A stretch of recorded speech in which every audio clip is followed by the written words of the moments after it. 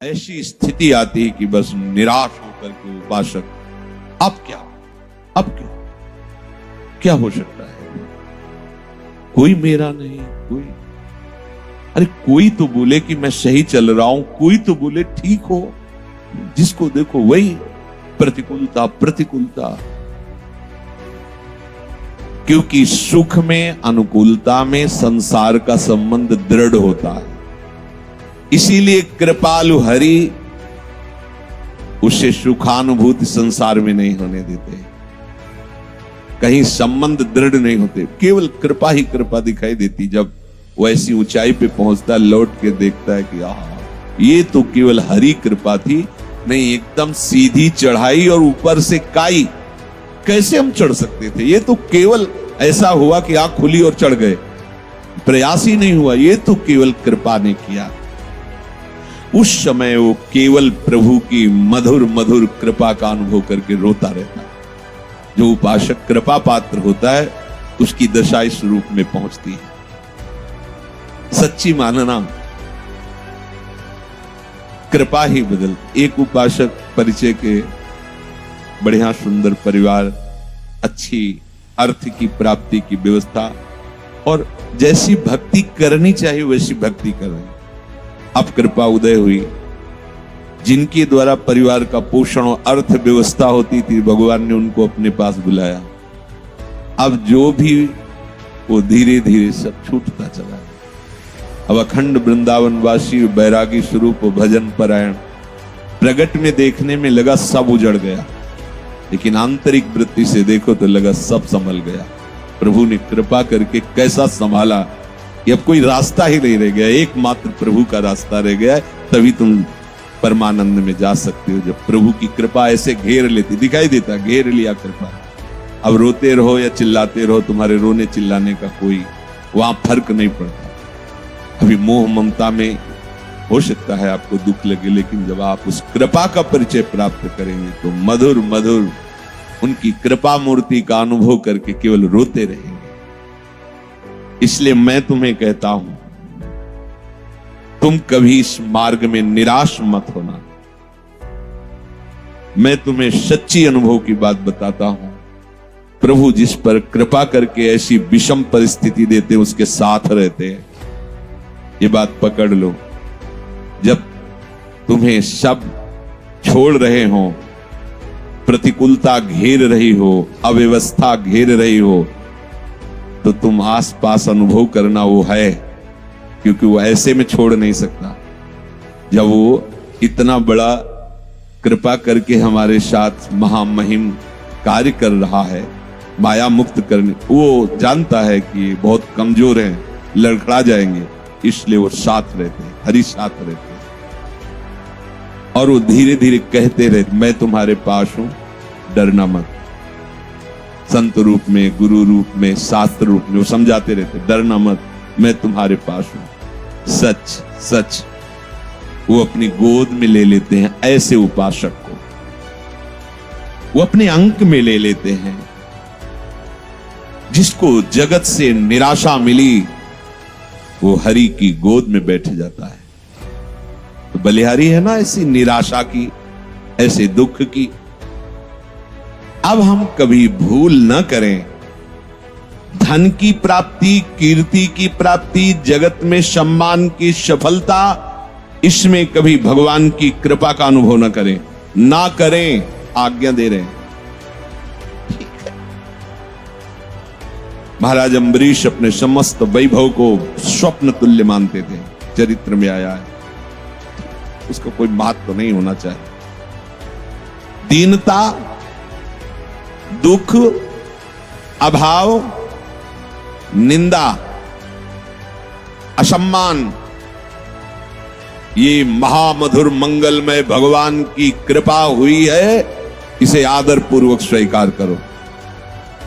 फिर ध्यान दीजिए, धन, मान, कीर्ति, जगत की प्रत्येक सफलता, अनुकूलता,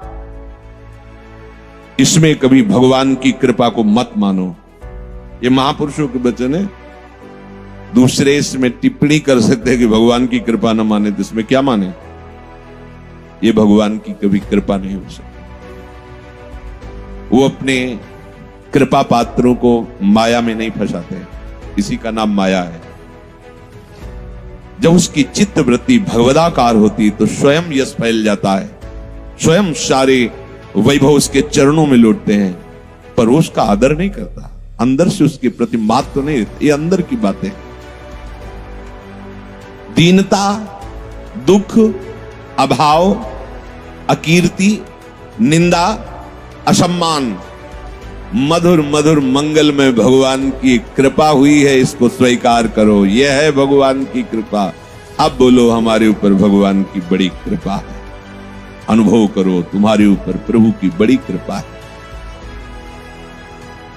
जो इस मार्ग में अमुक प्रकार का अगर वास मिल जाता, अमुक अमुक प्रकार की हमारे को सुविधा मिल जाती, अमुक भोजन पद्धति से मिलता, अमुक प्रकार से लोग हमसे मिलते, अन्य अन्य सुविधाएं, तो हम समझे भगवान की कृपा है। ये अज्ञान है, कभी इसे अपने हृदय में आने मत देना। जब कोई आपको आदर से बुलाए, कोई सम्मान करे, तो आपकी दृष्टि में भी वो नहीं आना चाहिए, आंतरिक दृष्टि। जैसे कोई हमें जिस गली में जाते हो गाली देता हो और हमसे द्वेष मानता हो, तो हम उस गली में भी नहीं जाना चाहेंगे, अहंकार होने के कारण। ऐसे भक्त जिस गली में आदर होता हो, माला पहनाया जाता हो, उसकी कीर्ति सम्मान हो, उस गली में नहीं जाना चाहिए। और जिस गली में अपमान होता हो, गाली मिलती हो, हफ्ते में 1-2 बार तो उसमें जाना ही चाहिए, जिससे पता चलेगा कि हमारे हृदय की स्थिति क्या है। यह है उलट याप में समा, ये उल्टा मार्ग है। जब आपके हृदय में निंदा करने वाले का और प्रशंसा करने वाले का, दोनों के प्रति कोई भगवत भाव की शिवान्य भाव ना हो, तो समझ लेना अब कृपा फलीभूत हो गई है, अब हृदय की स्थिति बन गई।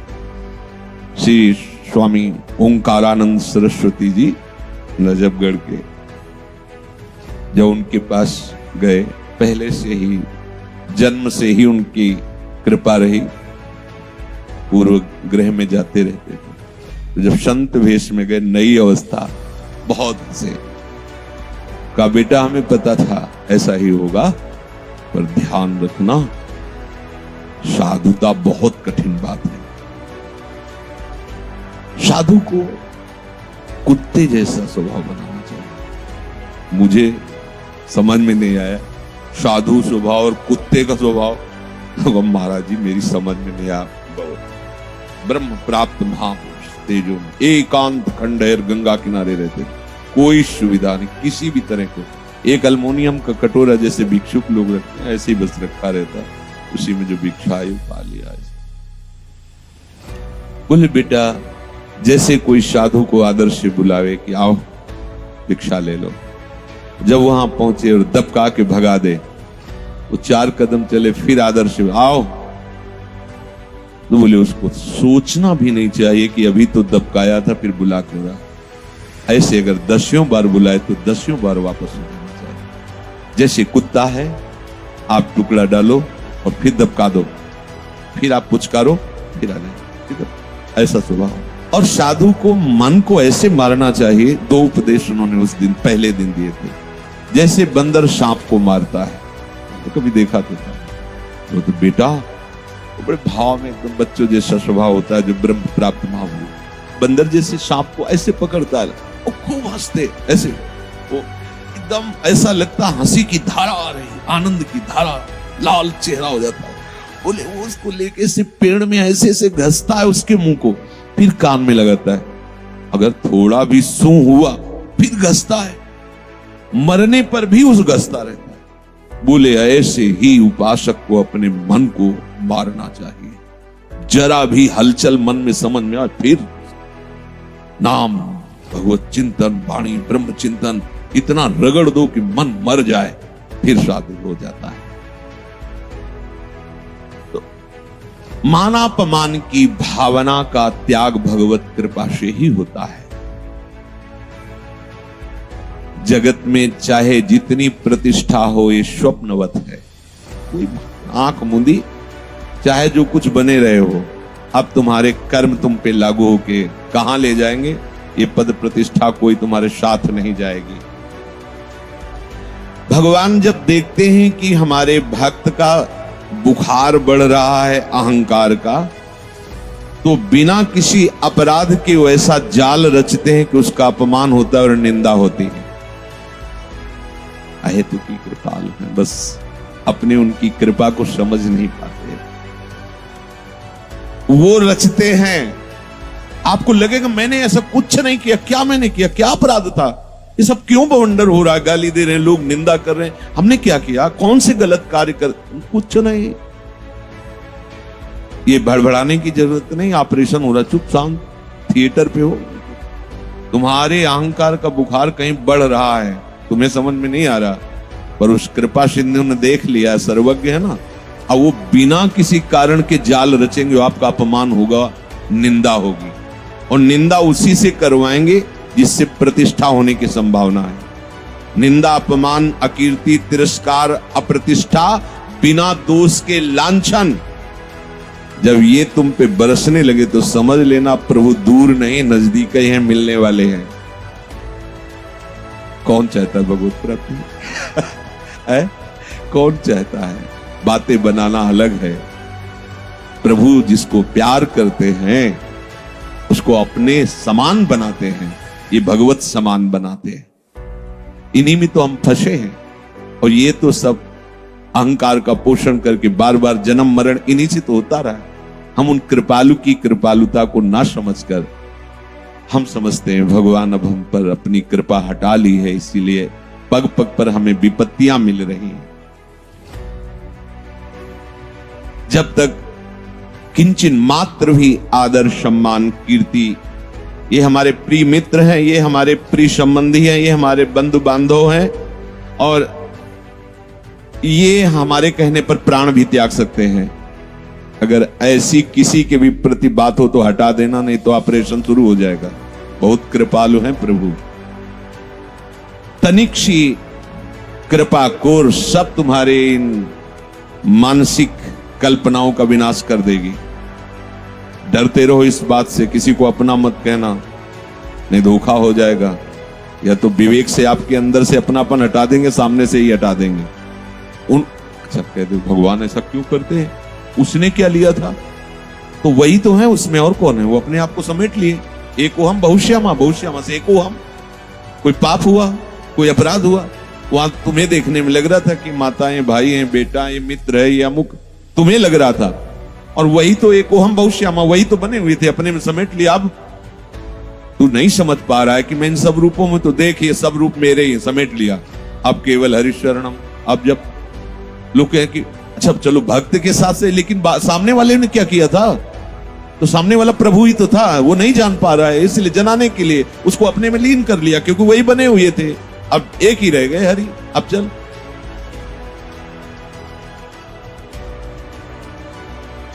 अपने हृदय में हमें कोई बुलाए, हमें कोई प्यार करे, हमें कोई सम्मान करे, हमारी प्रशंसा हो, उपासक को ऐसी आशाओं का त्याग कर देना चाहिए। जब ऐसी आशाओं का त्याग होता है तभी भक्ति से बुद्धि भगवत युक्त मानी जाती है। अगर ऐसा नहीं है तो नास्ति बुद्धि रयुक्तस्य, उसकी बुद्धि प्रभु में युक्त नहीं हुई है। चायुक्तस्य भावना, अब जिसकी प्रभु में बुद्धि युक्त नहीं है उसके हृदय में ये भावना ही नहीं आ सकती कि मुझे केवल कर्तव्य कर्म करना है, बस मैं भगवत मार्ग का पथिक हूं, उपासक हूं, मुझे वही करना है जो मेरे शास्त्र और गुरुदेव कहते हैं। अगर बुद्धि प्रभु में स्थित नहीं है, भोगों में स्थित है, तो ये निश्चय ही नहीं कर सकता, नहीं कर सकता। सब देखने को मिलता है। मन और इंद्रियों का संयम करना उपासक का मुख्य कर्तव्य होता है, और यह होता है भजन से। भजन से विवेक पूर्ण बुद्धि मन और इंद्रियों को गलत मार्ग में जाने से रोकती है। जिसका मन और इंद्रियां संयमित नहीं है, वो असंयमी पुरुष कभी मेरी प्राप्ति की भावना ही नहीं कर सकता। नास्ति बुद्धिरेयुक्तस्य न चायुक्तस्य भावना, नहीं कर सकता। मन और इंद्रियां हलचल मचाए हुए हैं भोगों के लिए, मान सम्मान के लिए, जैसा भी आपने सुना। वो कभी मान चाहता है, कभी सुख चाहता है, कभी आराम चाहता है, कभी धन चाहता है, कभी भोग चाहता है। भीतर ही भीतर उसके सब खलबलियां मचती रहती कामनाओं की, इसलिए वो निश्चय ही नहीं कर पाते कि मुझे प्रभु चाहिए, मुझे प्रियालाल चाहिए। और जिसकी बुद्धि प्रभु में नहीं लगी, अर्थात मेरे को केवल कर्तव्य पालन करना है, भगवत प्राप्ति तो गुरु कृपा से होगी, मैं एक भी अक्षर उनकी आज्ञा का उल्लंघन नहीं कर सकता, कुछ मिले ना मिले, इसे कहते हैं युक्त बुद्धि। तो नचायुक्तस्य भावना, जब कर्तव्य पालन की तुम्हारे अंदर बात ही नहीं आई, तो कामना, आसक्ति, नाना प्रकार की भोग वासनाएं ये अंदर बनी तो रहेंगी।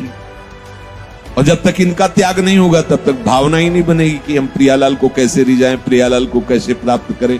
भावोत्सवेन भजतामृष कामधेनु, जब तक बुद्धि युक्त नहीं हुई तो भावना ही नहीं बनेगी।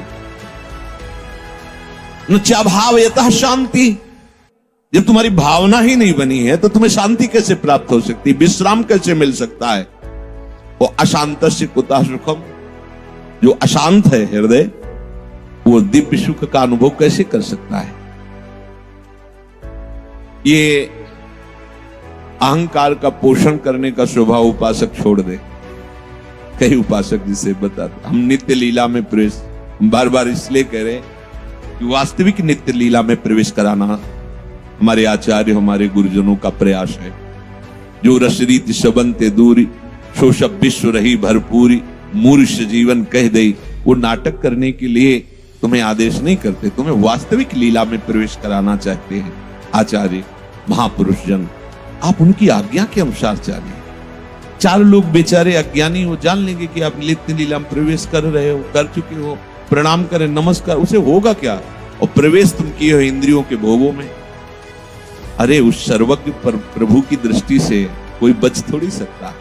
ये नाटक क्यों, किसकी रिझाने के लिए, ये दंभ पाखंड क्यों, केवल उदर पोषण और कुछ आवश्यकताएं, ये तो बढ़िया है भैया, बाबागिरी का भेष उतार दो और लेबरी करो, 400-500 रुपया एक दिन में कमाओ और मनमानी सामग्री लो, फिर चलो, और उसमें भी गाय और पशु पक्षियों का कुछ भाग निकाल दो और नाम जप करो, तो बढ़िया तुम्हारी सदगति हो जाएगी।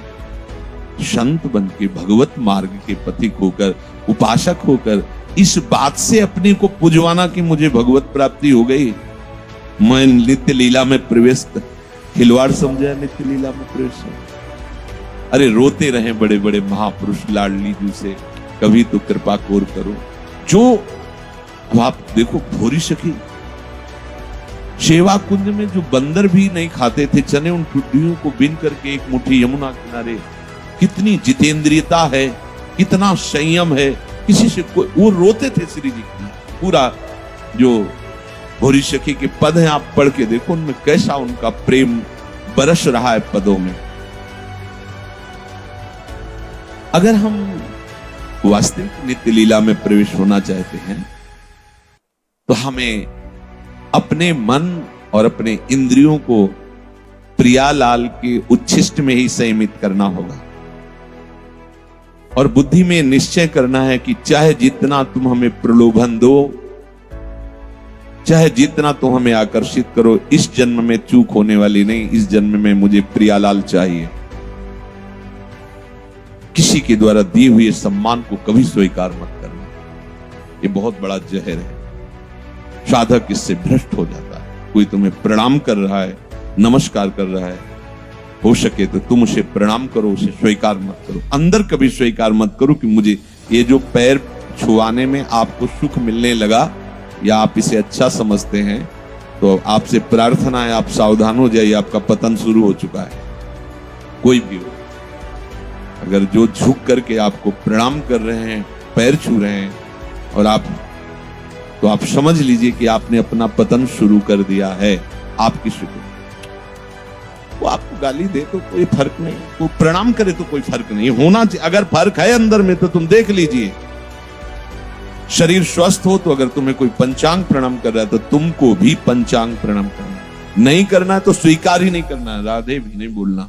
जल्दी तुम्हारी श्रद्धा है प्रणाम, जब आप बोलोगे नहीं तो वो अगर दिखाने के लिए प्रणाम करे बंद कर देगा। अगर वो श्रद्धा से प्रणाम कर रहा है तो जिसको प्रणाम कर रहा है वो देख लेगा।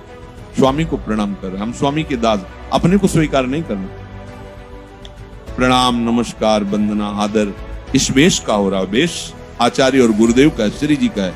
मुझे बिल्कुल नहीं कि ये आदमी प्रणाम किया साष्टांग और कैसे, नहीं, उससे तो बोलना ही नहीं। बिल्कुल ये नियम, सम्मानम कल्याति घोर गरलम, समझोगे नहीं तो फिर ये सब प्रवचन चलता रहेगा, तुम सुनते रहोगे और अध्यात्म उन्नति नहीं होगी।